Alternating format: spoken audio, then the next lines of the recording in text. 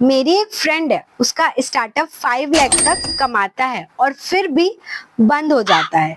पैसा आ तो रहा था, फिर भी बिजनेस चल नहीं पाया। क्यों? क्योंकि सिर्फ प्रॉफिट दिखाना काफी नहीं होता, असली गलती होती है कॉस्ट को समझने में। मैं आज तुम्हें बताऊंगी 3 ऐसे कॉस्ट मिस्टेक्स जो कभी भी नहीं करने चाहिए, एकदम सिंपल और इजी वे में, ताकि तुम ये गलती ना कर पाओ। पहला कॉन्सेप्ट है अपॉर्चुनिटी कॉस्ट का। बहुत सारे लोग इस कॉस्ट को इग्नोर कर देते हैं। सोचो, मैं अपना ऑफिस स्पेस खुद यूज कर रही हूँ तो रेंट नहीं देना पड़ता, लेकिन अगर मैं वही स्पेस को किसी और को रेंट पर दे दूं तो मुझे 20,000 मिलता। ये पैसा जो मिस हो गया, ये होता है अपॉर्चुनिटी कॉस्ट। पर ज्यादातर लोग इस कॉस्ट को रिकॉर्ड ही नहीं करते। लगता है प्रॉफिट तो हो रहा है, लेकिन असल में हम एक कॉस्ट को इग्नोर कर रहे हैं।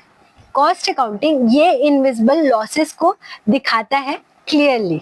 दूसरी गलती आती है फिक्स कॉस्ट और वेरिएबल कॉस्ट को मिक्स कर देते हैं। मैं टिफिन सर्विसेज चलाती हूँ। एक टिफिन बनाने में खर्चा आता है 50 रुपए, बेचती हूँ 100 रुपए में, तो लगता है 50 का प्रॉफिट हुआ, लेकिन गैस, ईएमआई, रेंट, सैलरी, ये सब भी तो मेरे कॉस्ट ही है ना, ये तो इंक्लूड किया ही नहीं। तो जो प्रॉफिट लग रहा है वो सिर्फ दिखावे का प्रॉफिट है। कॉस्ट अकाउंटिंग हर कॉस्ट को राइट प्लेस पे फिट करता है, तभी सही का प्रॉफिट दिखता है। तीसरी मिस्टेक है ब्रेक इवन पॉइंट का अंदाजा लगाना। ब्रेक इवन पॉइंट का मतलब होता है जितना कमा रहे हो उतना ही खर्चा कर रहे हो, no profit no loss situation.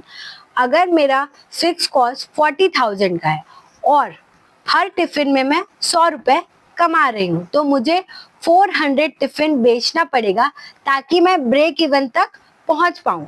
और अब अगर मैं सिर्फ 200 टिफिन ही बेच पाई तो ऑब्वियस सी बात है मैं नुकसान में जा रही हूँ।